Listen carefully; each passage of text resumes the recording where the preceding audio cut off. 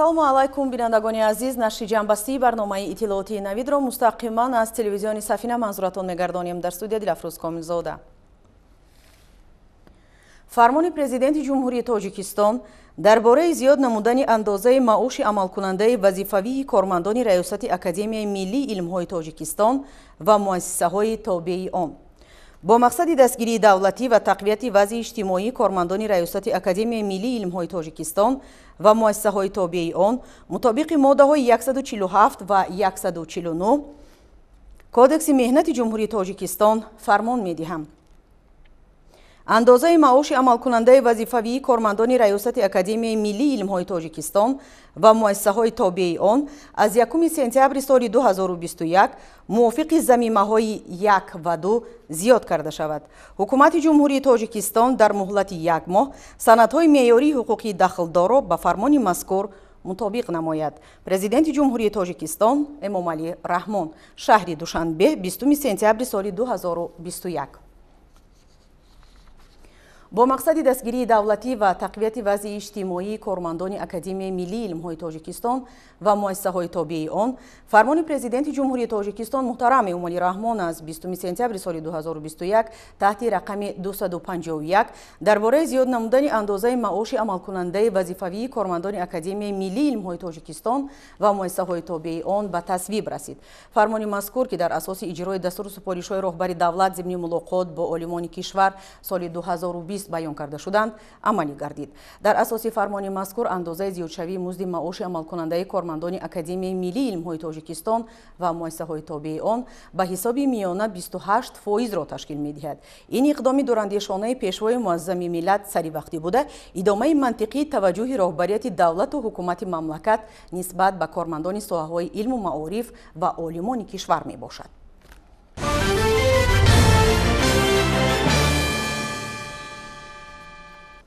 имрӯз асосгузори сулҳу ваҳдати миллӣ пешвои миллат президенти ҷумҳурии Тоҷикистон муҳтарам Эмомалӣ Раҳмон бо мақсади иштирок дар чорабиниҳои ҷашнӣ ба ифтихори 30-солагии истиқлолияти давлатӣ, ифтитоҳи як қатор иншооти дорои таъиноти гуногун, шиносоӣ бо вазъи соҳаи кишоварзӣ ва суҳбату мулоқоти самимӣ бо сокинону фаъолон ба водии Рашт ташриф оварданд. дар ноҳияи Сангвор президенти мамлакат муҳтарам Эмомалӣ Раҳмон бинои нави маъмурии мақомоти иҷроияи ҳокимияти давлатии ноҳияро мавриди баҳрабардорӣ қарор доданд. 20 сентябр асосгузори сулҳу ваҳдати миллӣ пешвои миллат президенти ҷумҳурии Тоҷикистон муҳтарам Эмомалӣ Раҳмон бо мақсади иштирок дар чорабиниҳои ҷашнӣ ба ифтихори 30-солагии истиқлолияти давлатӣ, ифтитоҳи як қатори иншооти дорои таъиноти гуногун, шиносоӣ бо вазъи соҳаи кишоварзӣ ва суҳбату мулоқоти самимӣ бо сокинону фаъолони ноҳияҳои Сангвор, Нуробод, Рашт, Тоҷикобод ва Лахш ба водии Рашт ташриф оварданд. сафари корӣ президенти мамлакат муҳтарам Эмомалӣ Раҳмон аз ноҳияи Сангвор оғоз гардид. президенти ҷумҳурии Тоҷикистон муҳтарам Эмомалӣ Раҳмон дар ноҳияи Сангвор нахуст бинои нави маъмурии мақомоти иҷроияи ҳокимияти давлатии ноҳияро мавриди баҳрабардорӣ қарор доданд. бинои нави маъмурии мақомоти иҷроияи ҳокимияти давлатии ноҳияи Сангвор аз 2 ошина иборат буда бо тарҳи муосир дар масоҳати 540 метри мураббаъ сохта шудааст. иншооти навбунёд дорои 29 утоқи корӣ мебошад. шӯъбаҳои кор бо занон, иҷтимоӣ, умумӣ, меъморӣ ва шаҳрсозӣ, амвол, иқтисод, ҳифзи иҷтимоӣ, мақомоти иҷроияи ҳокимияти давлатии ноҳияи Сангвор дар ошёнаи якуми бинои хуштарҳи навсохт ҷойгир буда бо тамоми шароиту лавозимоти корӣ муҷаҳҳаз мебошанд. дар бинои нав ҳамзамон толори маҷлисӣ бо 120 ҷойи нишаст мавҷуд буда барои баргузории чорабиниҳои гуногун мувофиқ мебошад. ҳуҷраҳои техникӣ, ошхона, бойгонӣ ва як қатор утоқҳои дигари ёрирасонӣ бинои нави маъмурӣ дар таъхонаи иншоот ҷойгир аст.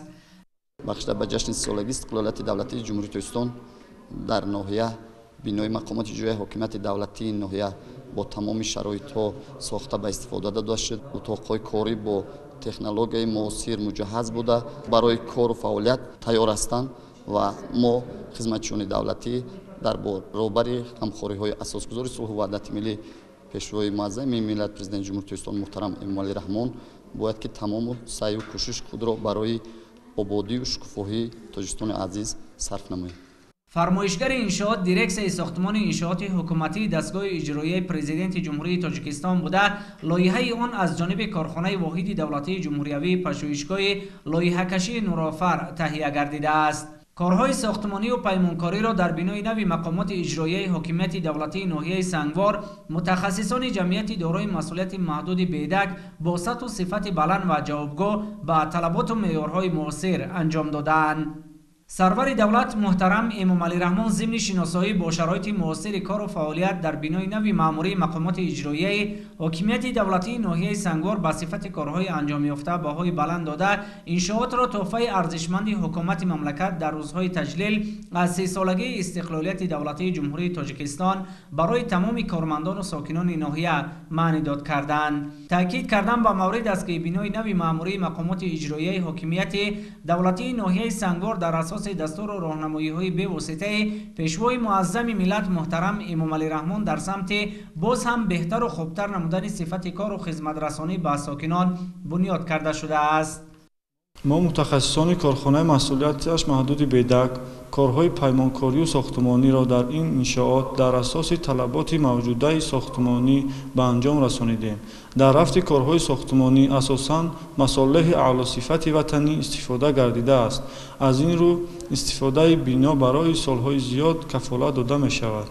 با مقصد تامین گرمی و حجره‌های کاری بنای معموره در فصل زمستان در نزد انشاءات نقطه مخصوص گرمیدهی ساخته شده است که توسط انگشت فعالیت می‌نماید. انشاءات با کامراهای نظارتی داخلی و بیرونی و سیستم از سوختار آگاه کننده تامین می باشد. نزد بنای نوی مأموری مقامات اجرایی حکومت دولتی ناحیه سنگوار در دایره تدبیرهای سازنده کبودزار و گلکاری کرده شده نشستگاه‌های زمانوی برای استراحت و فراغت کارمندان گذاشته شده است. روشنایی بنا و اطراف آن را شبانه چراغ‌های گوناگون تامین می‌کنند.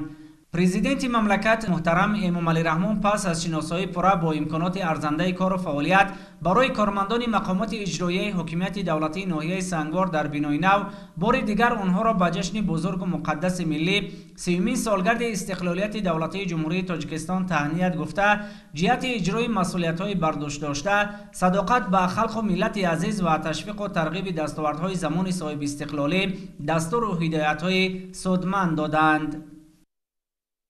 امروز در ادامه سفر کاری در ناحیه سنگوار پرزیدنت جمهوری تاجیکستان محترم امامعلی رحمان مهمانخانه تهمینه را به استفاده دادند.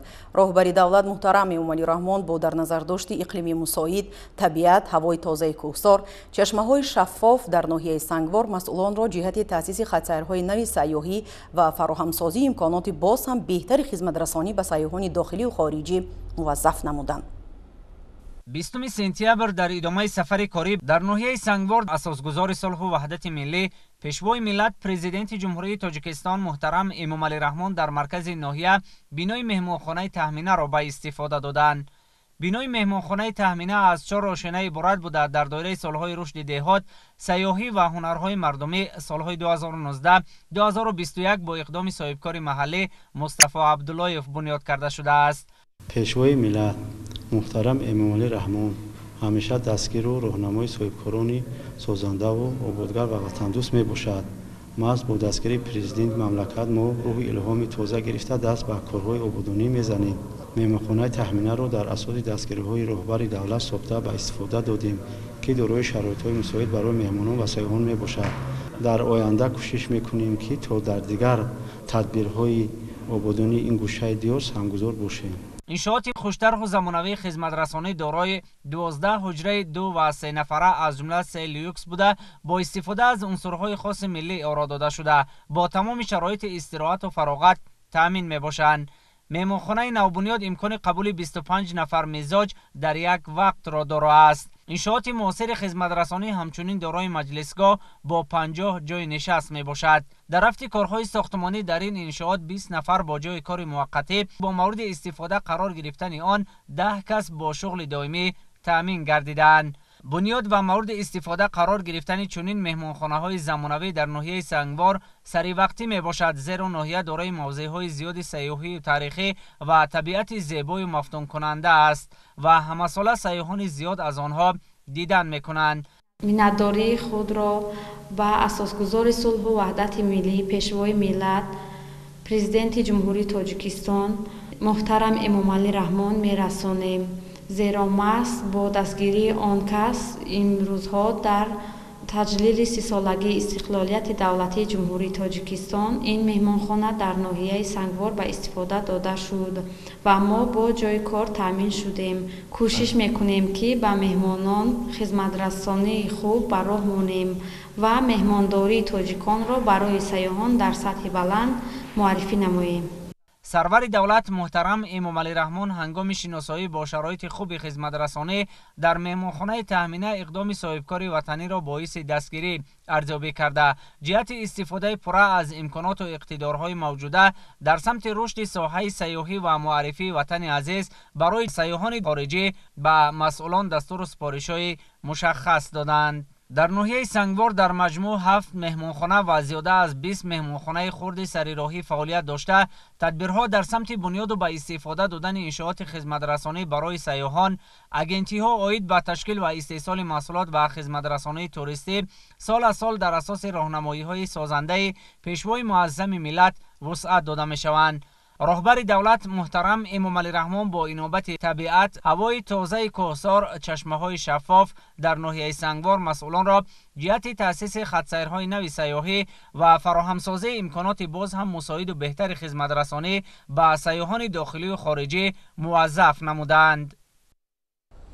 امروز اساسگزار صلح و وحدت ملی پیشوای ملت پرزیدنت جمهوری تاجیکستان محترم امامعلی رحمان در ادامه سفر کاری در ناحیه سنگوار با بنیاد مؤسسه تا مکتبی زمانوی کلیچه زرین آغاز رسمی بخشیدند. همکسبان ما در همین خصوص شرحی بیشتر دارند.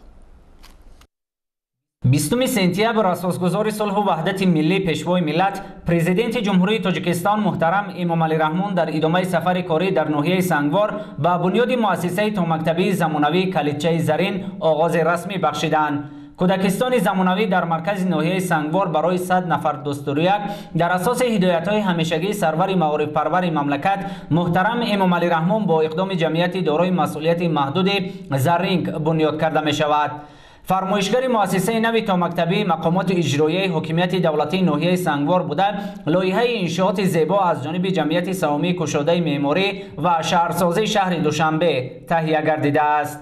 موافق لایحه بنای مؤسسه تا مکتبی دو آشیانه بوده، در آن تالار ورزشی، موسیقی، حوض آبازی و دیگر امکانات زمانوی در سمت رشد تفکر ذهنی نسل آینده ساز ملت تأسیس می‌یابد. سرور دولت محترم امامعلی رحمان اثنای شناسایی با لایحه کودکستان نو در ناحیه سنگوار توجه بیناکاران و دیگر مسئولان را به اجرای با صفت کارهای ساختمانی با استفاده از مصالح اعلی صفت وطنی جلب نمودند. در زمان صاحب استقلالی کشور در ناحیه سنگوار روند تعلیم و تربیت نسل نورس با بنیاد و با استفاده دادن بناهای نوی تعلیمی به مرحله نو وارد گردیده است. در ناحیه فعلا 60 مؤسسه تعلیمی از جمله 3 مؤسسه تا مکتبی و در نزد 18 مکتب مرکز انکشاف کودکان فعالیت دارد. پرزیدنت مملکت محترم امامعلی رحمان پس از شناسایی پره با لایحه بنیاد مؤسسه تا مکتبی کلیچه زرین در همین جا با امکانات فعالیت جمعیت دارای مسئولیت محدود زرینگ در ناحیه سنگوار شناس گردیدند. جمعیت دارای مسئولیت محدود زرینگ از کارخانه‌های پیشقدم صنعتی در مملکت بوده، در رشد اقتصاد ملی و صنعتی کنونی با سرعت کشور سهمی نمایان دارد. کارخانه در اساس هدایت‌های به واسطه رهبریت عالی دولت و حکومت مملکت فعالیتش را سال از سال توسعه بخشیده با وارد و وصل و نصب خطهای نوی تکنولوژی به دستاوردهای نظررس نائل می‌گردد. اطلاع داده شد که دوام چند سال اخیر در اساس همکاری با شریکان رشد جهت استفاده پره امکانات و اقتدارهای موجوده از کشورهای پیشرفته جهان به کارخانه تکنولوژی‌های نسل نو وارد کرده شده است. У нас сегодня была возможность главе государства рассказать о нашем предприятии. Так как мы его 2 года тому назад здесь встретили, мы хотели ему обновить, что мы за 2 года достигли. Тогда у нас еще было 200 человек на участке. Сегодня у нас работает 430 человек. Конечно, мы не забывали про социальную деятельность компании. Мы в прошлом году завезли завод по переработке фруктов и овощей из Германии 20 контейнеров по стоимости $1,5 миллиона. То, что будет помимо нашей главной, основной деятельности, тоже приносить влияние в нашу страну. Также у нас была возможность презентовать президенту наш разработанный мини-прибор, который мы в собственном цеху в Душанбе разработали. Так как это механизированный способ старательской добычи, мы ожидаем, что сможем достичь цели, стратегии президента, тем не менее трудозанятость местного населения. То есть то, что местные могут использовать приборы для производства металла, для извлечения золота в поймах. Этот прибор может увеличить их эффективность в разы, в 10 раз. Не только это, а еще и гораздо облегчить производство само. Эти приборы мы собираемся производить в Душанбе. Так что они будут очень дешевые и доступны населению. سمت اساسی فعالیت کارخانه به گذراندن کارهای آموزشی گئولوژی و استخراج کندنی‌های فایده‌ناک روانه گردیده در تامین ساکنان با جای کار و معاش خواب نقش مهم دارد. در کارخانه فعلا بیش از 400 نفر با جای کار دائمی و موسمی تامین میباشد. غیر از این 500 نفر ساکنان ناحیه سنگوار در علاهیدگی به زرشویی مشغول بوده، از این حساب منفعت زیاد به دست می‌آورند. همزمان با این هدف از جانب رهبریت جمعیت کارگاه‌های آموزشی و کارکرد و ساختن دستگاه و تجهیزات خرد، آروبچه‌های معیوبی و کارکرد متل در قلمرو مملکت فعال کرده شده است. مسئولان کارخانه در دایره راهنمایی‌های همیشگی رهبریت حکومت مملکت نقشه دارند که در آینده برابر باز هم وسیع نمودن دایره فعالیت در بالا بردن اقتدار صادراتی مملکت سهم نظررس گذارند. جمعیت دارایش محصولات محدود زرین سال 2017 از جانب شرکت جی ماینینگ شویتساریا تشکیل داده شده است. غیر از کارهایی که ما در سنگوار میگذرانیم، تا امروز در ولایت ختلان شهر لیوکند تجهیزات تکنولوژی از اروپا آوردیم که این برای میوه و سبزیجات فشردن، سوک کردن.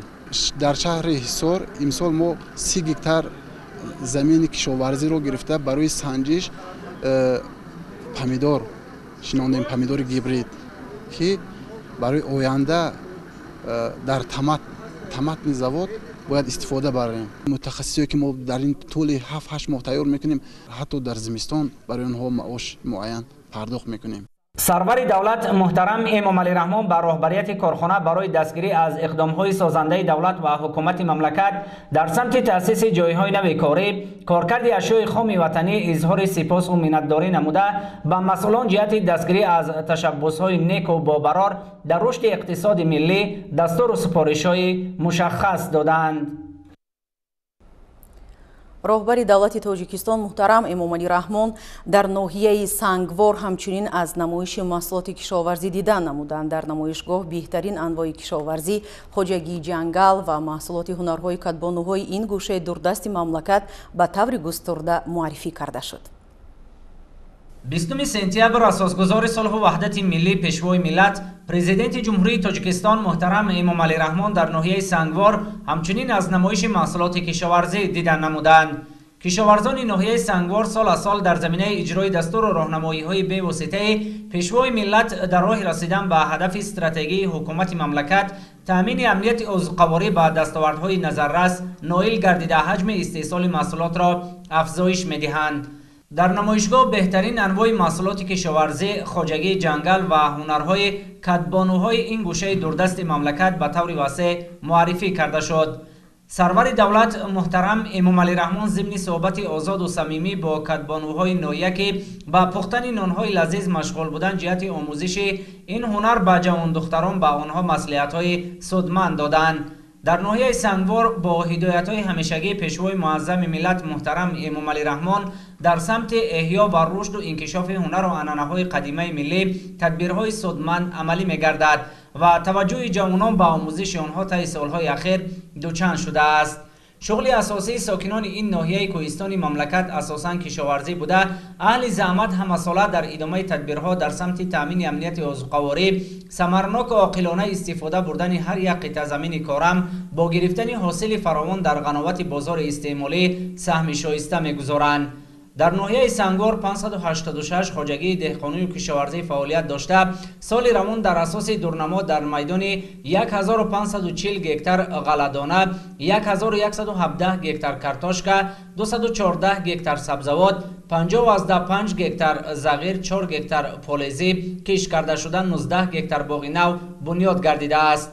زحمتکشان ناحیه در نمایشگاه بهترین نوهای غله، سبزوات و میوه‌جات، پولیزی و غله‌دانگی و لوبیاگی ها را که با استفاده از تخمی های اعلی صفت و مصلحت متخصصان ساحه در زمین های حدود ناحیه کشت و پرورش میکنند به طور وسیع معرفی نمودند. دوام 8 ماه سال روان در همه شکل‌های خواجگیداری ناحیه سنگوار 726 تن کارتوشکا، 126 تن سبزوات، 5340 تن غله‌دانه استحصال کرده شده است که نسبت به سال گذشته زیاد میباشد.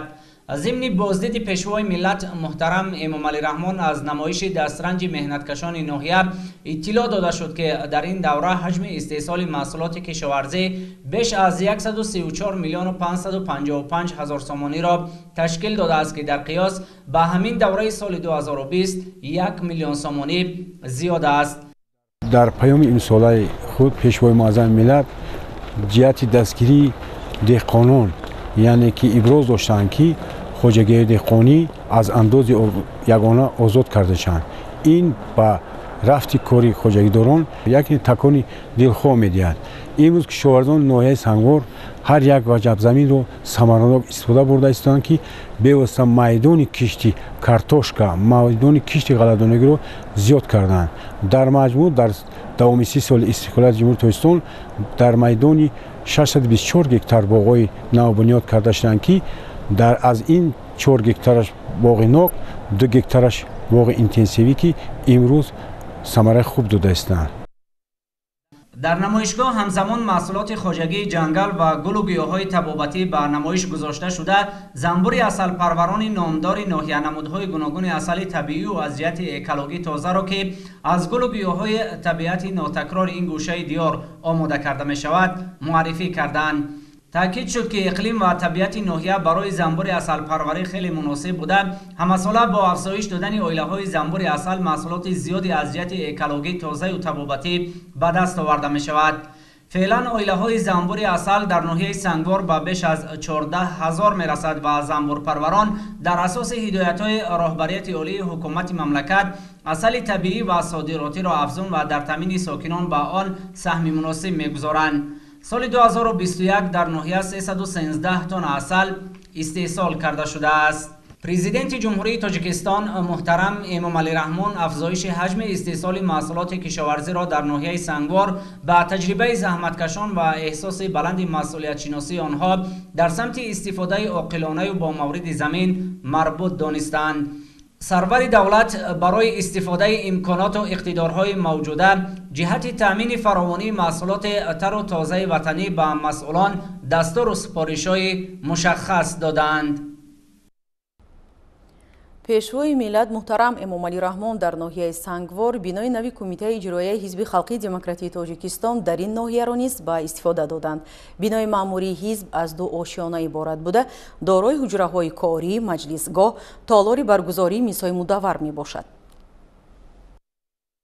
20 سپتامبر اساسگذار صلح و وحدت ملی پیشوای ملت پرزیدنت جمهوری تاجیکستان محترم امام علی رحمان بینای مأموری کمیته اجرایی حزب خلقی دموکراتی تاجیکستان در ناحیه سنگوار را به استفاده دادند. بینای مأموری کمیته اجرایی حزب خلقی دموکراتی تاجیکستان در دایره دستور و راهنمایی‌های همیشگی سرور دولت محترم امام علی رحمان در راه بهتر نمودن صفت کار و فعالیت برای کارمندان و سهمگذاری در رشد و پیشرفت وطن عزیز بنیاد کرده شده است. масоҳати замини бинои навбунёд дар ноҳияи Сангвор 230 метри мураббаъро дар бар гирифта, худи иншоот дар майдони 90 метри мураббаъ бунёд гардидааст. бинои маъмурии ҳизб дар ноҳияи Сангвор аз ду ошона иборат буда, дорои 4 ҳуҷраи корӣ, маҷлисгоҳ, толори баргузории мизҳои мудаввар, бойгонӣ ва дигар иншооти ёрирасон мебошад. маҷлисгоҳи кумитаи иҷроияи ҳизби халқии демократии Тоҷикистон дар ноҳияи Сангвор барои гузарондани ҳамоишу чорабиниҳои гуногун хеле мувофиқ аст. тамоми ҳуҷраҳои кории бинои маъмурӣ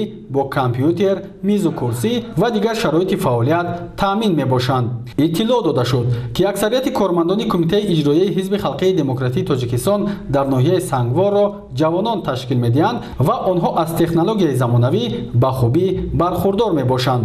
аъзоёни ҳизби халқии демократии Тоҷикистон то ин давра фаъолияти хуб доштанд ва баъди ба истифода дода шудани бино албатта корҳои ташвиқотӣ тарғиботӣ барои баланд бардоштани ҳисси ватандӯстӣ, масъулиятшиносӣ, ватаншиносӣ, хештаншиносиро онҳо албатта дар байни мардум ташвиқоту тарғибот мебаранд ва ин кор барои беҳбудии минбаъда ва инкишофи минбаъдаи ноҳия саҳми аъзоёни онро боз ҳам баландтар бардошта метавонад.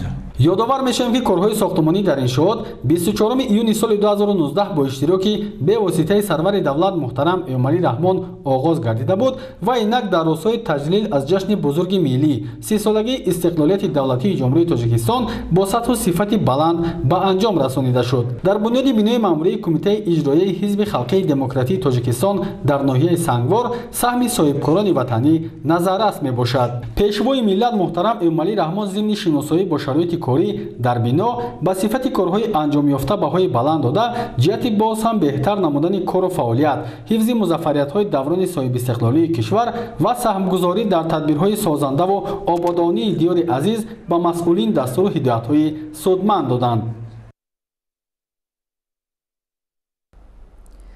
президенти ҷумҳурии Тоҷикистон муҳтарам Эмомалӣ Раҳмон натиҷаҳои бозидашон аз ноҳияи Сангворро дар мулоқот бо роҳбарон ва фаъолони ноҳия натиҷагирӣ намуданд.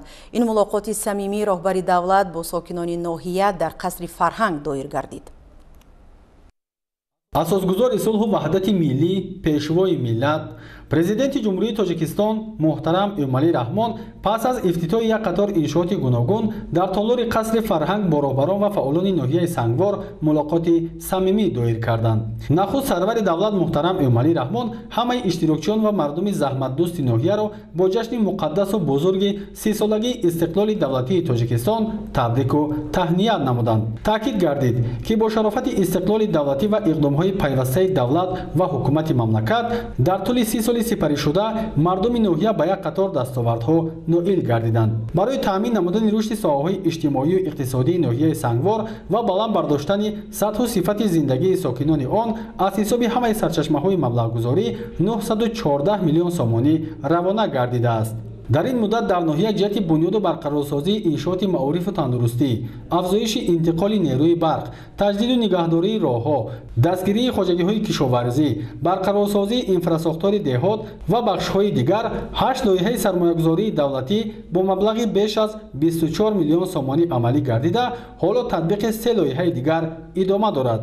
инчунин дар ин давра ба ноҳия 150 миллион сомонӣ сармояи мустақими хориҷӣ ҷалб карда шудааст. дар даврони соҳибистиқлолӣ ҳаҷми маблағгузорӣ аз ҳисоби ҳамаи сарчашмаҳо ба соҳаи сохтумон қариб 100 миллион сомониро ташкил дода, танҳо дар соли 2020 ба ин мақсад 9 миллион сомонӣ равона карда шудааст, ки нисбат ба соли 1991 6,5 баробар зиёд мебошад.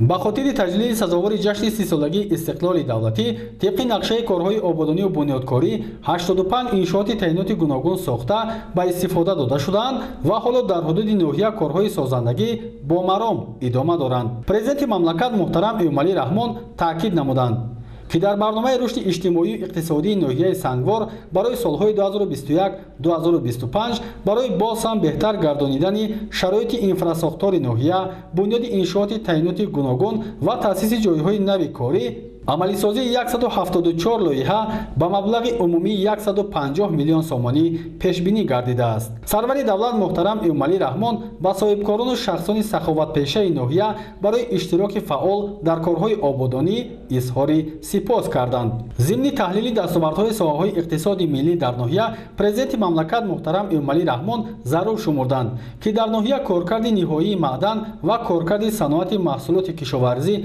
وسیع برآمده شود. زیرا با همین راه برای ساکنان ناحیه صدها جای کاری دائمی تأسیس دادن ممکن است. در ناحیه سنگبار ساحه کشاورزی سال به سال ترقی کرده، با زیاد گردیدن میدان کشت زراعت‌ها، باغ و سرشمار چاروا، استحصال محصولات کشاورزی از جمله غله‌دانگی‌ها، کارتوشکا، سبزیجات، میوه، گوشت و شیر، عسل و دیگر نمود محصولات افزایش یافته ایستاده است. سرور دولت محترم ایومالی رحمان ساکنان ناحیه را برای استفاده نعمت‌های مادی جهت تامین امنیت اوضاع‌قواری مملکت هدایت کردند. در آخر سخنرانی پیشوای ملت محترم ایومالی رحمان اظهار اطمینان نمودند که مردم با ننگ و ناموس ناحیه برای باز هم آباد و زیبا گردانیدن دیار زیبا منظر خود، رشد ساحه‌های اجتماعی و اقتصادی، افزایش حجم استحصال محصولات کشاورزی و صنعتی و به این وسیله تأسیس دادن جایهای نو کاری من بعد نیز صافدلانه زحمت میکشند. پس از سخنرانی سرور دولت محترم ایومالی رحمان ساکنان ناحیه برآمد کرده برای تامین زندگی شایسته با پرزیدنت مملکت اظهار سپاس نمودند. دستورخون و زیست زندگی که مردم طویل‌دره خصوصا در همین 2 سال اخیر داریم بسیار پیشین. سالی سفر اخیرون شما سال 2019 در همینجا در ایرپورت یک چند کس به نزد خود دعوت کردی همونجا نسبتی زیست زندگانی و گذراندن زمستان و کشتی انزیوات‌ها از جمله کارتوشکا شما صحبت کردید. بعد در کره اصل همینجا زنبور اصل شما گفتید. ما گفتیم که اگر کاری زنبور اصل سر نشد از شما به همین 4 طرف کوههای بلندی گردی اطراف در نظر کردید که قسمش برپوش کرد. گفته که شما گفته که این سال حاصل خوب میشود، سال خوبه برای زنبور پروری. همون سال 2019 به حساب میانه زنبور پرورای همین جماعت تغییر را من کتابت میدم از آیله 25-30 کیلوگرم گرفتیم. من خودم 20 آیله زنبور همون سال داشتم، با در مرکز من بیرون آوردم. از هر آیله زیاده از 30 کیلوگرم گرفتم. همین 20 آیله بود، 30 تا فلکچه همین وابسته به نمود اصل از 32 تا 33 کیلوگرم میبرم. 20 تا فلکچه اصل گرفتم که مسئله کشت کارتوشکا در ناحیه طویل‌دره هم زمین‌های خوب داره و هم آلک، هم دهقانایی که محنت میکنن، هم دهقانایی که هم خیلی میکارن میمونن. سال گذشته 260 کیلوگرم کارتوشکای تخمی بانچی را کش کردیم. از همین 180 خوبچه کارتوشکا گرفتم که 2 ماشین 53 همین ننوارد از 260. یکی دهقانایی هستن که کش میکنن یک بردن یک بده هم نمیگن شم وابسته به همون مهنتی همون آدم. امروز در ادامه سفر کاری اساسگزار صلح و وحدت ملی پیشوای ملت پرزیدنت جمهوری تاجیکستان محترم ایومالی رحمان جهت افتتاح یک قطار انشاءات و شناسایی با رفت کارهای آبادانی و بنیادکاری به ناحیه نورآباد تشریف آوردند. نخست در ناحیه نورآباد پرزیدنت جمهوری تاجیکستان محترم ایومالی رحمان کارخانه پرنده پروری مرغ نورآباد را مورد بهره برداری قرار دادند. 20 سپتامبر در ادامه سفر کاری اساسگزار صلح و وحدت ملی پیشوای ملت پرزیدنت جمهوری تاجیکستان محترم ایومالی رحمان جهت افتتاح یک قطار انشاءات و شناسایی با رفت کارهای آبادانی و بنیادکاری به ناحیه نورآباد تشریف آوردند. نخست در ناحیه نورآباد اساسگزار صلح و وحدت ملی پیشوای ملت پرزیدنت جمهوری تاجیکستان محترم ایومالی رحمان کارخانه پرنده پروری مرغ نورآباد را مورد بهره برداری قرار دادند. کارخانه نو برای استحصال تخم اعلی‌صفت پیش بینی گردیده در آن 30,000 سر مرغ پرورش کرده می شود. در آینده مرغ نورآباد امکانیت دارد که در یک روز تا 25,000 دانه تخم استحصال نموده، همین گونه در یک سال تا 9 میلیون تخم مرغ را به بازارهای مملکت به فروش برآورد. طبق بهاگزاری متخصصان ساحه چوجه‌هایی که برای پرورش و نگاهوبین انتخاب گردیدند سرمسئول بوده الکی در 120مین روز به تخمدهی آغاز خواهند کرد. یک روز با همین هر دانش 51 گرم خوراک خورساده تا 98% تخم میتیاد. برای همین ذات دیکال باید چکره آوردیم. 2 سال ما نیت داریم که 2 سال همین مرغ تخم گیریم. اطلاع داده شد که مرغ نورآباد در منطقه رشت نخستین کارخانه پرنده پروری است که به فعالیت آغاز کرد و در آینده امکانیت دارد که طلبات نویه‌های وادی را با تخم اعلی‌صفت مرغ به پورگی قانع سازد. در کارگاه تکنولوژی معاصر ایتالیایی نصب گردیده تامین خوراک پرنده، آب و دام و جمع‌آوری تخم به طور اتوماتیک راه اندازی گردیده است. برای تامین حرارت معتدل در اساس معیارهای ضروری همچنین دستگاه‌های معاصر در داخل فرمای پرنده پروری نصب گردیده است که این برای به تلف نگاه داشتن مرغ مساعدت خواهد کرد. باید گفت که خوراک پرنده نیز از کارخانه‌های وطنی که تا به امروز در مملکت به استفاده داده شدند دسترس می‌گردد که این عامل نیز به پست بودن نرخ محصولات نیایی کارخانه باعث می‌گردد.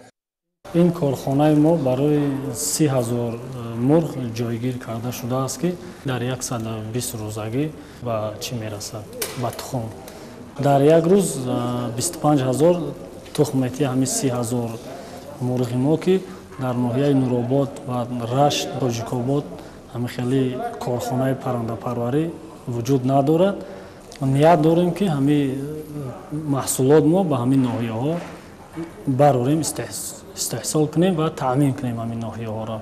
با به استفاده دادن کارخانه پرنده پروری مرغ نورآباد در مملکت تعداد کارگاه‌های پرنده پروری به 200 عدد رسید که همگی آن ثمره دوران صاحب استقلالی مملکت میباشد. خصوصا فراهم ساختن شرایط برای رشد ساحه و جاری نمودن امتیازهای گوناگون باعث به آن شد که بخش پرنده پروری رشد نموده به این وسیله به بازارهای استعمالی گوشت و تخم مرغ محلی با صفت بلند به فروش برآورده شود.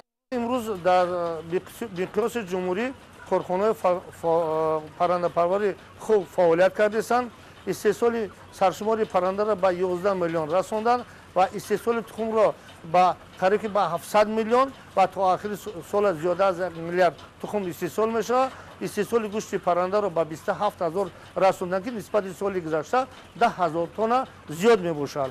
با همین ما گفته میتونیم که استحصال محصولات ساحه پرنده رو ما ماه با ماه زیاد نموده و تا آخر سال با زیاده از 1 میلیارد تخم و زیاده از 40 تا 50,000 تن گوشت پرنده را میرسونیم که ما بازار داخلی خود را تامین کنیم و محصولات با تازه وطنی جمهوری را تامین نماییم.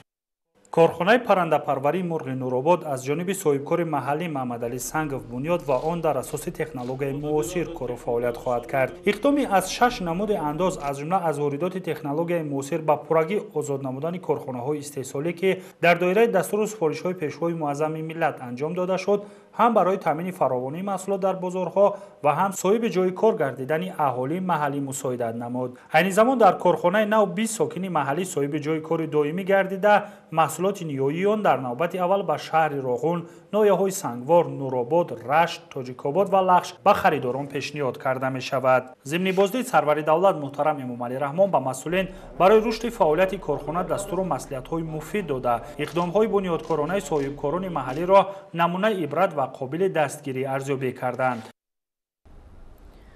президенти ҷумҳурии тоҷикистон раиси ҳизби халқи демократии тоҷикистон муҳтарам эмомалӣ раҳмон дар ноҳияи нуробод низ бинои нави кумитаи иҷроияи ҳизби халқи демократии тоҷикистон дар ин ноҳияро мавриди баҳрабардорӣ қарор доданд. бино аз 3 ошёна иборат буда дар он утоқҳои барҳавои замонавӣ ҷой дода шудааст. در ناحیه نورآباد اساسگذار صلح و وحدت ملی پیشوای ملت پرزیدنت جمهوری تاجیکستان رئیس حزب خلقی دموکراتی تاجیکستان محترم امامعلی رحمان بینای ماموری کمیته اجرایی حزب خلقی دموکراتی تاجیکستان در ناحیه نورآباد را مورد بهره برداری قرار دادند. با فعالیت آغاز نمودن انشاءات مذکور مشکلات کارمندان حزب را در سمت نارسایی جای و شرایط ضروری با پورگی حل نموده برای فعالیت با ثمر کارمندان حزب امکانیت فراهم آورد. بنا از 3 آشیانه عبارت بوده در آن اتاق‌های برهوای زمانوی جای داده شده است. از جمله 6 اتاق کاری با نظر داشت تمام امکانات برای کارمندان کمیته اجرایی حزب تشکیل گردیده دیگر انشاءات یاری رسان نیز در بینای نو بنیاد یافته است. امروز در دایره چهاربینی‌های جشنی اساسگذار صلح و وحدت ملی پیشوای ملت پرزیدنت جمهوری تاجیکستان محترم امامعلی رحمان جهت افتتاح یکچند انشاءات‌های جشنی به ناحیه ما нуробод ташриф оварданд. зимни ташриф бинои кумитаи иҷроияи ҳизби халқии демократии тоҷикистон дар ноҳияи нуробод дар кӯчаи ба номи қаҳор азизӣ шаҳраки дарбанд ки аз 3 ошёна маҷлисгоҳ китобхона ва 5 дафтари корӣ иборат буда бо маблағи 590 000 сомонӣ аз ҷониби асосгузори сулҳу ваҳдати миллӣ пешвои миллат президенти ҷумҳурии тоҷикистон раиси муаззами ҳизби халқии демократии тоҷикистон муҳтарам эмомалӣ раҳмон мавриди ифтитоҳу истифода қарор гирифтааст. бо арзи эҳтиром барои ин тӯҳфаи арзишманд ба сарвари давлат муҳтарам эмомалӣ раҳмон аз номи 2480 аъзои ҳизби халқии демократии тоҷикистон дар ноҳия омӯзгорон табибон ва кишоварзон якҷаҳон раҳмату сипосу ташаккур менамоем. мавриди зикр аст ки бинои маъмурии кумитаи иҷроияи ҳизби халқии демократии тоҷикистон дар ноҳияи нуробод бо ташаббуси соҳибкорону шахсони саховатпешаи ноҳия аз ҷониби сохтмончиёни маҳаллӣ бо сифати баланд ва ҷавобгӯ ба талаботи муосир бунёд гардида бо тамоми таҷҳизоти муосири корӣ таъмин мебошад.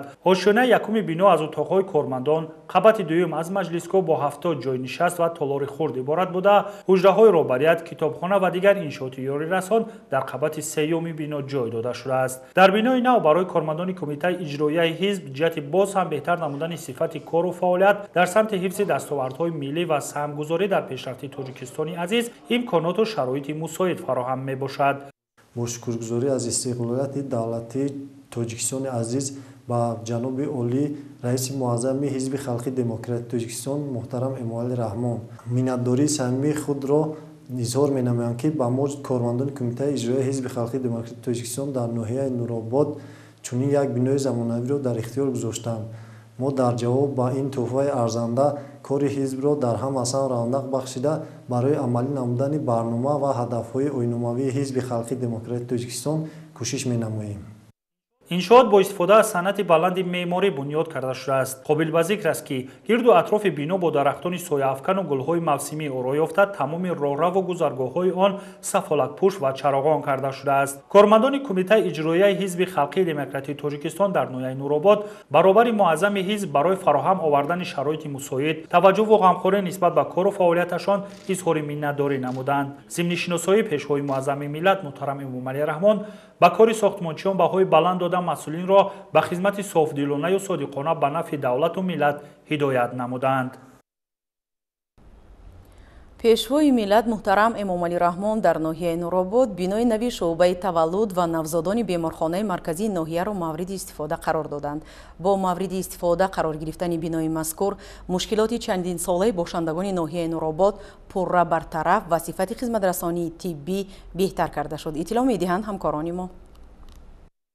20 сентябр асосгузори сулҳу ваҳдати миллӣ пешвои миллат президенти ҷумҳурии тоҷикистон муҳтарам эмомалӣ раҳмон дар ноҳияи нуробод шуъбаи таваллуд ва навзодони беморхонаи марказии ноҳияро ки бо 25 кат омода гардидааст мавриди истифода қарор доданд. иншооти мазкур аз ҳисоби буҷаи ҷумҳуриявӣ сохта шуда фармоишгар вазорати тандурустӣ ва ҳифзи иҷтимоии аҳолии ҷумҳурии тоҷикистон ба ҳисоб меравад. корҳои бунёдӣ дар иншооти мазкур аз ҷониби ҷамъияти дорои масъулияташ маҳдуди марҷа анҷом дода шудааст. бино дар масоҳати 720 метри мураббаъ доман густурда атрофи он бо гулу буттаҳои ороишӣ зебо гардонида шудааст. ҳамчунин 240 метри мураббаъ аз ҳисоби роҳраву саҳни бино сафолакпӯш гардида барои мизоҷон суҳбаткардаҳо насб гардидааст. иншоот тибқи қарори ҳукумати ҷумҳурии тоҷикистон аз 31 октябри соли 2018 таҳти рақами 510 дар бораи ҷашни гирифтани истиқлолияти давлатии ҷумҳурии тоҷикистон ҳамчун иншооти ҷашнӣ ворид гардидааст. вазорат дар ин муддат кӯшиш ба харҷ дод ки дар доираи имкониятҳои воқеии маблағгузории соҳа онро зина ба зина мавриди истифода қарор диҳад. айни замон иншоот пурра омода буда барои истифода омода мебошад. зимни боздид ба сарвари давлат муҳтарам эмомалӣ раҳмон иттилоъ дода шуд ки иншоот бо тарҳ ва муҷаҳҳазгардонӣ бо дастгоҳу техникаҳои муосири тиббӣ дар минтақа ягона буда дар он барои беморон шароити муосир фароҳам оварда шудааст. қобил ба зикр аст ки бо мавриди истифода қарор гирифтани бинои мазкур мушкилоти чандинсолаи бошандагони ноҳияи нуробод пурра бартараф ва сифати хизматрасонии тиббӣ беҳтар карда шуд.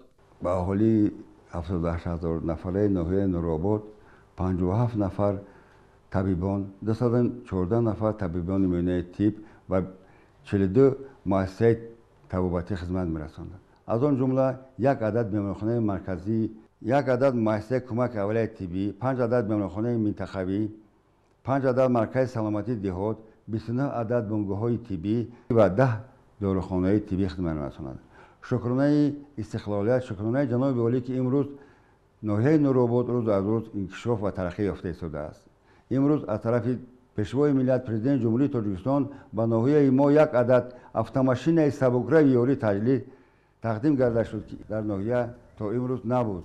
имрӯз дар ноҳияи нуробод таваллудхонаи ҳозиразамон аз тарафи пешвои миллат президенти ҷумҳурии Тоҷикистон кушода шуд. таваллудхона бошад, дорӯи ҳамаи шароитҳои муосири тиббӣ мебошад ки ба ноҳияи нуробод ва ноҳияҳои гирди атрофи он хизмати тандурустиро мерасонад. мо табибон шукронаи соҳибистиқлолии тоҷикистони азиз, пойдории сулҳу ваҳдат, ғамхориҳои ҳамешагии давлату ҳукумати ҷумҳурии тоҷикистон мекунем. таҳти сиёсати хиратмандона ва одилонаву оқилонаи асосгузори сулҳу ваҳдати миллӣ, пешвои миллат, президенти ҷумҳурии тоҷикистон муҳтарам Эмомалӣ Раҳмон кору фаъолият дорем. ман ҳамчун як нафар табиб изҳори сипосу миннатдории хешро ва даҳҳо нафар духтарони ноҳияро ба пешвои муаззами миллат баён мекунам ки тибқи квотаи президентӣ донишгоҳи давлатии тиббии Тоҷикистонро ба номи Абуалӣ ибни Синоро хатм намуда дар беморхонаи марказии ноҳия баҳри ҳифзи солимии ҷомеа содиқонаву софдилона хизмат намуда истодаам. мо табибонро лозим аст ки ҷавобан ба ғамхориҳои давлату ҳукумати ҷумҳурии Тоҷикистон хизматрасонию баҳри ҳифзи солимии модару кӯдак боз ҳам беҳтару бештар ба роҳ монда, зеро солимии ҷомеа солимии модару кӯдак аст. маврид ба зикр аст ки дар ноҳияи нуробод то ба имрӯз як таваллудхонаи марказӣ, 5 таваллудхонаи минтақавӣ фаъолият дорад ки барои хизмат ба мардум равона гардидааст. пешвои муаззами миллат ба сифати корҳои анҷомёфта баҳои баланд дода, табибонро ҷиҳати беҳтар намудани сифати хизматрасонии тиббӣ ҳидоят намуданд. дар навбати худ ворисони Сино низ изҳор доштанд ки бо маҳорати волои касбӣ талош менамоянд дар пешрафт ва шукуфоии Тоҷикистон саҳми арзандаи худро гузоранд. дар доираи бозиди кории пешвои миллат муҳтарам Эмомалӣ Раҳмон дар ноҳияи Нуробод ҳамчунин марҳилаи якуми боғи фарҳангию фароғатии ноҳия мавриди истифода қарор дода шуд. ҳамчунин пешвои миллат дар боғи мазкур нишон ва парчами давлатиро ифтитоҳ карда чун рамзи эҳтиром ба муқаддасоти миллӣ ба сутунпояи онҳо гулчанбар гузоштанд. 20 сентябр асосгузори солҳу ваҳдати миллӣ пешвои миллат президенти ҷумҳурии Тоҷикистон муҳтарам Эмомалӣ Раҳмон дар идомаи сафари корӣ ба ноҳияи Нуробод дар шаҳраки Дарбанд ба фаъолияти марҳилаи якуми боғи фарҳангии фароғатии ноҳия оғози расмӣ бахшиданд. маврид ба ёдоварист ки 7 июни соли 2021 бо иштироки бевоситаи сарвари давлат муҳтарам Эмомалӣ Раҳмон бунёди боғи фарҳангии фароғатии ноҳияи Нуробод оғоз гардида буд ва тибқи лоиҳа марҳилаи якуми он дар рӯзҳои таҷлили ҷашни 30 солгарди истиқлолияти давлатии ҷумҳурии Тоҷикистон дар муҳлати муайян гардида мавриди истифода қарор дода шуд. иншооти фарҳангӣ дар асоси дастуру супоришҳои президенти мамлакат муҳтарам Эмомалӣ Раҳмон дар масоҳати умумии 12.6 гектар дар 2 марҳила бунёд мегардад. нахуст сарвари давлат парда аз рӯи муҷассамаи Шоҳ Исмоили Сомонӣ бардошта ба фаъолияти ин иншооти фарҳангӣ ки дар водии Рашт яке аз аввалинҳо шумурда мешавад оғоз бахшиданд. муҷассамаи Шоҳ Исмоили Сомонӣ бо баландии 10 метр қомат афрохта аз ҷониби ҳайкалтарошони варзидаи кишвар сохта шудааст. атрофи муҷассама бо сангу гулҳои ороишӣ зебо гардонида шуда ба зебогии маркази ноҳия таровати тоза зам менамояд. ҳамчунин пешвои муаззами миллат муҳтарам Эмомалӣ Раҳмон дар боғи мазкур нишон ва парчами давлатиро ифтитоҳ карда чун рамзи эҳтиром ба муқаддасоти миллӣ ба сутунпояи онҳо гулчанбар гузоштанд. қобил ба зикр аст ки нишони давлатӣ бо баландии 22 метр сохта шуда сутунпояи парчами миллӣ 50 метрро ташкил медиҳад.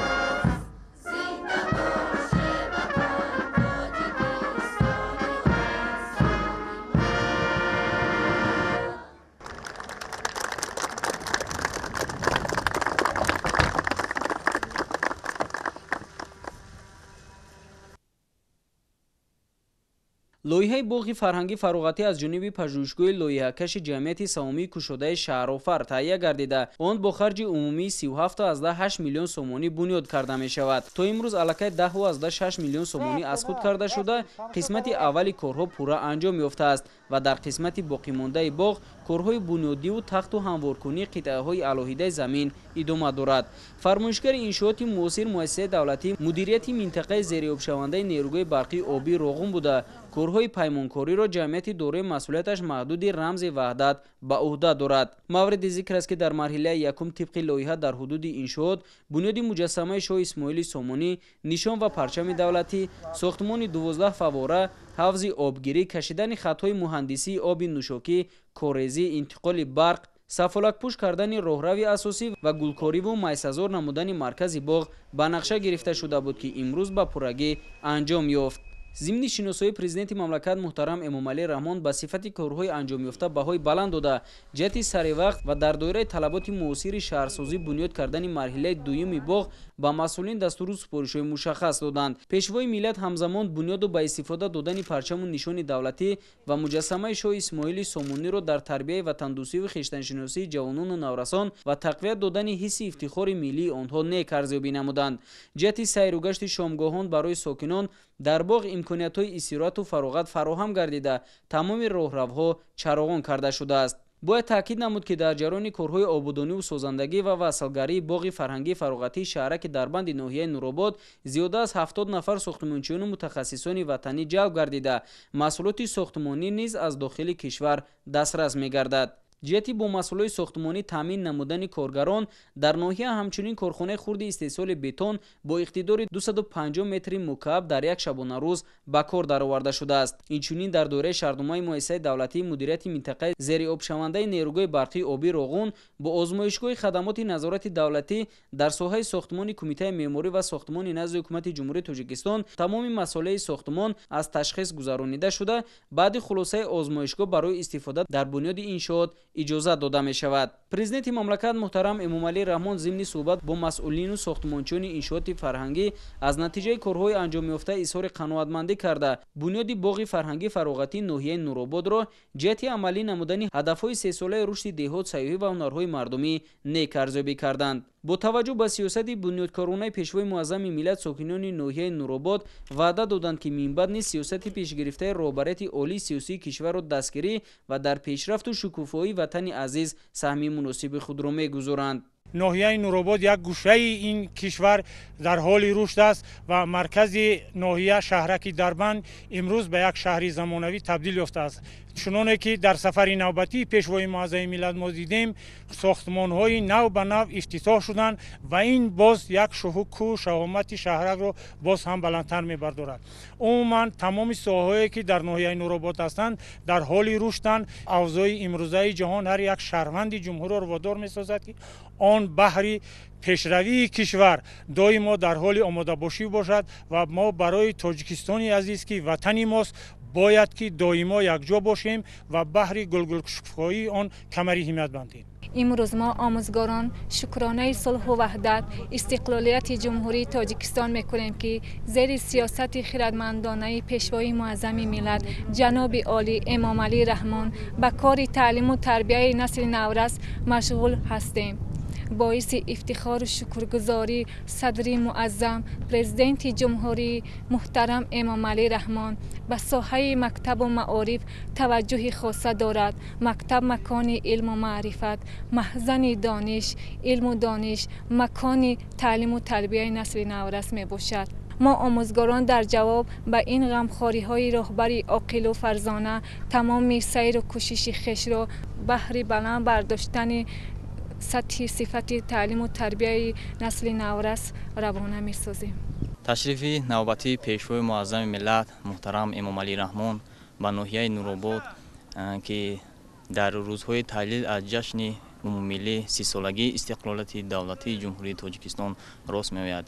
мардуми ноҳияи Нуробод бахусус ҷавонони ноҳияро хеле рӯҳбаланд намудааст, зеро ҳар як сафари пешвои муаззами миллат ба ноҳия дигаргуниҳои куллӣ ба амал меояд. мо ҷавонони даврони соҳибистиқлолии кишвар ки пайравони пешвои муаззами миллат мебошем дар ҳама самтҳо алал хусус таълиму тарбия, фаъолияти меҳнатӣ ва ободию гулгушкуфоии диёр саҳми арзандаи худро мегузорем. туфайли дастгириҳои пешвои муаззами миллат ноҳияи Нуробод маркази маъмулии он шаҳраки Дарбанд мебошад ки рӯз аз рӯз ободу зебо гашта истодааст. кӯшиш мекунем ки ҷавобан ба дастгирию ғамхориҳои пешвои муаззами миллат фаъолиятро хуб ба роҳ монем. дар ҳамин рӯз ҳамчунин сарвари давлат муҳтарам Эмомалӣ Раҳмон марҳилаи дуюми роҳи автомобилгарди қисмати марказии шаҳраки Дарбандро ки бо дарозии 1,6 километр бунёд гардидааст мавриди истифода қарор доданд. ба иттилои масъулин дар раванди бунёди роҳ ҳамчунин бо дарозии 1,6 километр қубурҳои оҳану бетонӣ ва роҳҳои пиёдагард пурра навсозӣ шуда аломатгузории роҳ ва чароғонкунии он низ мувофиқи стандартҳои муосир анҷом дода шудааст. 20 сентябр ҳамчунин сарвари давлат муҳтарам Эмомалӣ Раҳмон марҳилаи дуюми роҳи автомобилгарди қисмати марказӣ шаҳраки Дарбанди ноҳияи Нурободро ки бо дарозии 1,6 километр бунёд гардидааст мавриди истифода қарор доданд. лоиҳаи иншоот аз ҷониби пажӯҳишгоҳи лоиҳакаши ҷамъияти савомии кушодаи Шаҳрофар таҳия гардида он аз ҷониби мутахассисону роҳсозони ватанӣ таъмир гардидааст. имрӯз дар даврони истиқлолияти давлатии ҷумҳурии Тоҷикистон тамоми соҳаҳои ҳаёти ҷомеа рӯ ба пешравӣ ниҳода истодааст. роҳҳо пайвандгари қалбҳо аст. дар даврони истиқлолияти давлатии ҷумҳурии Тоҷикистон садҳо километр роҳҳо мунфаш гардиданд ки барои бемамоният ронандагон рафтомад намудан ба тамоми шаҳру ноҳияҳои кишвар ва ин бисёр як иқдоми хуб аст. аз он ҷумла имрӯз 1,6 километри роҳи аҳамияти маҳаллӣ дар маркази ноҳияи Нуробод бо ташрифи ҷаноби олӣ ба истифода дода шуд ки сокинони ронандагони ноҳияи Нуробод аз ин иқдоми созандаву бунёдкоронаи пешвои муаззами миллат муҳтарам Эмомалӣ Раҳмон бисёр шод ҳастам ва дар даврони истиқлолияти ҷумҳурии Тоҷикистон ноҳияи Нуробод рӯз аз рӯз ба пешравиҳо ноил гардида истодааст. ин ҳама аз дастгириҳои ҳукумати ҷумҳурии Тоҷикистон ва таваҷҷӯҳи бевоситаи пешвои муаззами миллат муҳтарам Эмомалӣ Раҳмон аст ва мо ҷавонон, мо сокинони ноҳияи Нуробод бо муҳаббати бепоён ва шукргузорӣ аз фазои ороми кишвар бо ҳисси баланди ватандӯстӣ ва садоқати беандоза дар роҳи ватандорӣ изҳори сипос ва миннатдорӣ ба ҷаноби олӣ пешвои муаззами миллат муҳтарам Эмомалӣ Раҳмон менамоем ки имрӯз дар як фазои ободу озоди Тоҷикистони соҳиби истиқлол умр ба сар бурда истодем ва доимо мардуми сарбаланду саодатманди ин диёр орзу мекунем ки кишвари мо дар партави ҳидоятҳои одилона ва оқилонаи пешвои муаззами миллат муҳтарам Эмомалӣ Раҳмон ба сӯи созандагӣ ободкорӣ роҳнамо бошад. имрӯз дар доираи сафари навбатӣ пешвои муаззами миллат роҳи марказии шаҳраки Дарбанд қисмати дуюми роҳи марказии шаҳраки Дарбанд мавриди истифода қарор дода шуд ва тавре медонед роҳҳо ин пайвандгари қалбҳо мебошанд ва дар ин доира аз ҷониби мақомоти иҷроияи ҳокимияти давлатии ноҳияи Нуробод дар ҳамбастагӣ бо муассисаи давлатии мудирияти минтақаи дериобшавандаи Нобироғун як зуна тадбирҳо ва чораҳои мушаххас андешида шудааст. имрӯз бо шарофати сиёсати созанда ва бунёдкоронаи пешвои муаззами миллат шаҳраки навбунёду бисёр ҳам зебои Дарбанд дар ҳоли шукуфоӣ қарор дорад ва ҳамаи инфраструктураи зарурӣ барои ин шаҳрак муҳайё аст ва итминони комил дорем ки дар ояндаи наздик ин шаҳрак ба ҳайси як шаҳри саноатӣ ва ҳамчунин муаррифгари ҳамаи имкониятҳои сайёҳии мо рушду нумӯ меёбад. ба иттилои масъулин дар раванди бунёди роҳ ҳамчунин бо дарозии 1,6 километр қубурҳои оҳанию бетонӣ ва роҳҳои пиёдагард пурра навсозӣ шуда ҳамчунин аломатгузории роҳ ва чароғонкунии он низ мувофиқи стандартҳои муосир бунёд шудааст. иттилоъ дода шуд ки дар доираи бунёду беҳсозии инфраструктур дар ҳудуди ноҳия барои бошандагони маҳаллаҳои 3 ва 5 шаҳраки Дарбанд роҳҳои аҳамияти маҳаллӣ дошта аз нав таъмиру таҷдид ва мавриди баҳрабардорӣ қарор дода шуд. дарозии роҳҳои бунёдгардида дар маҳаллаҳои мазкур мутаносибан 231 километр ва 183 километр роҳи мошингард буда 462 километр ва 366 километр роҳҳои пиёдагардро ташкил медиҳад. дар ин баробар ҳамчунин бо дар назардошти талаботҳои имрӯза тамоми қубурҳои обу корезӣ ва интиқоли барқ пурра навсозӣ шуда роҳҳои автомобилгард бо аломатҳои роҳ насб гардиданд. дар ҷараёни корҳои сохтмонӣ дар иншооти мазкур беш аз 40 нафар бо кор машғул гардида 12 адад техникаҳои пуриқтидори корӣ сафарбар шуданд. Гуфтанд мумкин аст ки иншоотҳои мазкур дар асоси бандҳои таҳия гардида бахшида ба эълони солҳои 2019-2021 солҳои рушди деҳот, сайёҳӣ ва ҳунарҳои мардумӣ роҳандозӣ шуда ба мушкилоти мардуми ин минтақа нуқта гузошт. шароити хуби роҳу коммуникатсия барои онҳо фароҳам оварда шудааст ки аз минтақаҳои зериобшаванда ба мавзеъҳои нав кӯчонида мешаванд. масъулини таъмиру бунёди роҳ муассисаи давлатӣ мудирияти минтақаи зериобшавандаи нерӯгоҳи барқи обӣ роғун буда он аз ҷониби сохтмончиону роҳсозони ватанӣ марҳила ба марҳила анҷом ёфтааст. зимни боздид аз натиҷаи корҳои сомонёфта пешвои миллат муҳтарам эмомалӣ раҳмон изҳори қаноатмандӣ карда масъулинро ҷиҳати боз ҳам обод намудани роҳу гулгаштҳо дастуру супоришҳои мушаххас доданд. қобил ба зикр аст ки бунёди роҳи автомобилгарди қисмати марказии шаҳраки дарбанди ноҳияи нуробод яке аз ҳадафҳои бандҳои эълони сесолаи рушди деҳот, сайёҳӣ ва ҳунарҳои мардумӣ буда дар муҳлати кӯтоҳ ва бо сифати баланд мавриди истифода қарор дода шуд. дар доираи боздиди кории президенти мамлакат муҳтарам эмомалӣ раҳмон дар ноҳияи нуробод намоишгоҳи ҳунарҳои мардумӣ ва маҳсулоти кишоварзӣ ташкил карда шуд. пешвои миллат ба ҳунару маҳорати волои занону бонувони ноҳияи нуробод баҳои баланд доданд.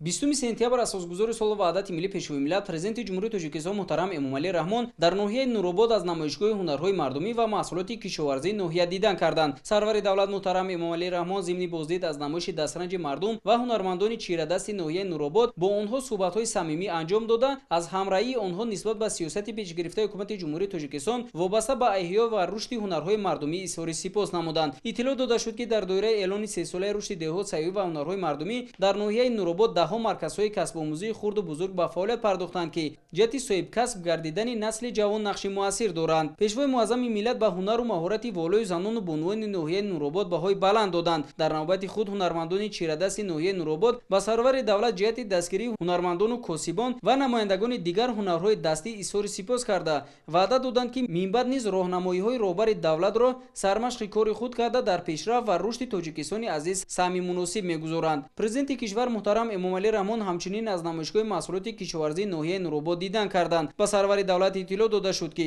имсол деҳқонони ноҳия дар майдони умумӣ 3260 гектар кишти зироат гузарониданд ки нисбат ба ҳамин давраи соли гузашта 150 гектар зиёд мебошад. новобаста аз хушк омадани соли 2021 бештар ба заминҳои обӣ ба об мондани зироатҳои кишоварзӣ диққат дода ба ҳамин васила ҳозили хуб ба даст оварданд.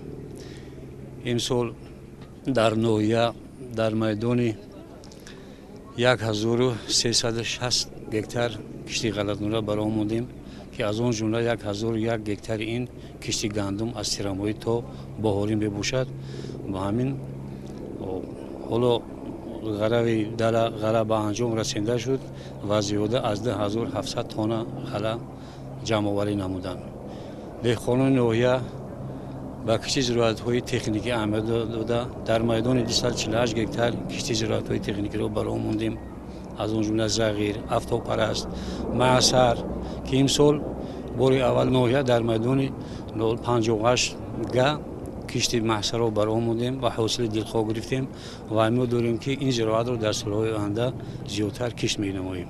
бо риояи қоидаҳои агротехникӣ ва истифода аз тухмиҳои хушсифат кишоварзони ноҳия мувофиқи дурнамо ҳосили дилхоҳ ба даст оварда тавонистанд дар таъмини амнияти ғизоии мамлакат саҳми муносиб гузоранд. дар самти боғдориву токпарварӣ ноҳияи нуробод дар кишвар мавқеи хоса дошта маҳсулоти ниҳоии он ба бозорҳои минтақа ва шаҳри душанбе содирот мегардад. то имрӯз майдони боғу токзори ноҳияи нуробод мутаносибан 472 гектарро ташкил медиҳад ки ҳамасола ҳосили хуб ба даст оварда мешавад. ба иттилои масъулин имсол вобаста ба муроҷиатномаи президенти кишвар муҳтарам эмомалӣ раҳмон ҷиҳати самаранок истифода бурдани заминҳои бекорхобида дар ноҳия аз ин ҳисоб 279 гектар боғҳои нав бунёд гардидааст ки нашунамои хуб доранд. қобил ба зикр аст ки ҷамъияти дорои масъулияташ маҳдуди шири нуробод дар ноҳия яке аз коргоҳҳои истеҳсолӣ ба ҳисоб меравад ки бо истеҳсоли маҳсулоти хушсифат дар бозори дохила мавқеи хоса доранд. масъулини корхона шурӯъ аз соли 2016 дар доираи дастурҳои пешвои муаззами миллат соҳаи занбурпарвариро ривоҷ дода аз 60 оила то ба 600 оила расониданд ки аз ҳисоби даромадҳои худ ҳамчунин ба оилаҳои ниёзманд ва ятимону бепарасторон дасти кӯмак дароз мекунанд. ҷамъияти дорои масъулияташ маҳдуди шири нуробод 2016 бо ташаббуси пешвои муаззами миллат ба ифтитоҳ расида буд. дар ҳамон ҳолате ки мо ифтитоҳ расонда будем, оно барои мо баъди ифтитоҳ кардани корхона бисёр дастуру ҳидоятҳои зиёд доданд. он вақтҳо 60 оила занбури асал доштем ки мо занбури асала ба 600 адад расондем. аз маблағе ки аз ҳамин фурӯши асал мо ба даст овардем, қариби 3500 оилаҳои камбизоат, ятимон, бевазанонро ҳамчун кӯмаки ҳаматарафа расондем. мо баъди дастгириҳо, баъди дастурҳои пешвои муаззами миллат ҳақиқатан оилаҳои занбурро ба 66 оила расондем ки фоидаи инро то ҳол дида истодаем. ҳамчунин мо имсол асали табиӣ, асали ба қавли ба забони русӣ дикий мёд меган, ҳамин дикий мёд асали табиира мо ба роҳ мондем. ҳангоми сафари кори пешвои муаззами миллат ҷаноби олӣ муҳтарам Эмомалӣ Раҳмон ки 7 июн ба ноҳияи Нуробод сафар доштанд, онҳо як нуқтаро дарҷ карданд дар соҳаи картошкапарварӣ ки мо дар ҳамон ҷаласа иштирок доштем. баъзе камбудиҳо нисбати заминҳои картошка барои обёрӣ ба вуҷуд омад. мо аз ин суханҳое ки аз ин дастури ҳидоятҳое ки пешвои муаззами миллат дастур дода буданд, онҳоро сармашқи кории худ қарор додем. дар айни замон дар 8 километр бо қубури 500 оби полезӣ овардем ки тақрибан 200 то 250 гектар заминҳои хушке ки аз гардиши кишоварзӣ монда буданд ба заминҳои кишоварзӣ, махсусан ба заминҳое ки дар онҳо ҷуфти картошка парвариш карда мешавад, мерасонем. аснои шиносои пешвои миллат муҳтарам Эмомалӣ Раҳмон аз натиҷаи заҳматҳои деҳқонони ноҳия ва ҳамовозии онҳо нисбат ба муроҷиатномаи ҳукумати ҷумҳурии Тоҷикистон вобаста ба самаранок истифода бурдани ҳар як ваҷаб замин изҳори қаноатмандӣ намуданд. аҳли замати ноҳия низ дар навбати худ ба сарвару роҳнамои худ ваъда доданд ки бештар талош менамоянд то дар амнияти озуқавории кишвар ва таъмини бозори дохилии мамлакат бо маҳсулоти тару тозаи ватанӣ ҳиссаи муносиб гузоранд. дар доираи боздиди кории асосгузори сулҳу ваҳдати миллӣ пешвои миллат президенти ҷумҳурии Тоҷикистон муҳтарам Эмомалӣ Раҳмон дар ноҳияи Сангвор инчунин чанд иншооти маданиву маишӣ бо иштироки намояндагони ҳукумати мамлакат мавриди баҳрабардорӣ қарор дода шуд. ифтитоҳи шуъбаи сироятии беморхонаи марказии ноҳияи Сангвор аз зумраи чунин иншоот аст. дар доираи сафари кории асосгузори сулҳу ваҳдати миллӣ пешвои миллат президенти ҷумҳурии Тоҷикистон муҳтарам Эмомалӣ Раҳмон ба ноҳияи Сангвор бо иштироки раиси маҷлиси намояндагони маҷлиси олии ҷумҳурии Тоҷикистон Маҳмад Тоир Зокирзода, роҳбарияти вазорати тандурустӣ ва ҳифзи иҷтимоии аҳолӣ ва раиси ноҳия бинои нави шуъбаи бемориҳои сироятии беморхонаи марказии ноҳияи Сангвор мавриди истифода қарор дода шуд. бинои шуъбаи бемориҳои сироятӣ дар доираи дастуру супоришҳои роҳбарияти олии давлат ва ҳукумати мамлакат ҷиҳати боз ҳам беҳтару хубтар гардонидани сатҳу сифати хизматрасонӣ ба аҳолӣ дар доираи ҳамкорӣ бо шарикони рушд сохта шудааст. мо коргарони соҳаи тандурустӣ кӯшиш ба харҷ медиҳем ки дар касби худ устувор, содиқ ва инчунин ҳамрози беморон бигардем. корҳои бунёдӣ дар бинои шуъбаи мазкур соли 2020 оғоз гардида буд ва он аз ҷониби сохтмончиёни маҳаллӣ бо сатҳу сифати баланд ба итмом расонида шуд. шуъба дорои 18 кати хоб, як маҷлисгоҳ, ҳуҷраи айёдати беморон ва дигар утоқҳои ёрирасон мебошад. дар ноҳия барои бистарӣ намудани бемории сироятӣ мушкилотҳо ҷор буд. имрӯз аллакай дар ин давраи истиқлолият мушкилотҳо пассар гаштанд. ба аҳолӣ хизматрасонӣ осон гардид. чанд сол пеш барои муоинаи иловагӣ ба шаҳри Душанбе беморон сафарбар карда мешуданд. имрӯз ки бошад бо дастури асосгузори сулҳу ваҳдати миллӣ ҳама мушкилотҳои соҳаи тандурустӣ дар ноҳия бартараф гардиданд. бо мақсади дар беҳтарии шароит кору фаъолият намудани табибон аз тарафи ҳукумати ҷумҳурии Тоҷикистон таҷҳизоти замонавӣ аз қабили дастгоҳи ултрасадои статсионарӣ, УЗИ, таҷҳизоти ИВЛ, СИПАП, ЭКГ, рентгени рақамии портативӣ, монитори наздикатӣ, катҳои бисёрвазифавӣ, ҷевонҳои наздикатӣ, мизу курсиҳо, ҷевонҳои доруворӣ ва ғайра дастрас гардиданд ки сифатан аъло мебошанд. бо мавриди истифода қарор гирифтани шуъбаи мазкур 11 нафар бо ҷойи кор таъмин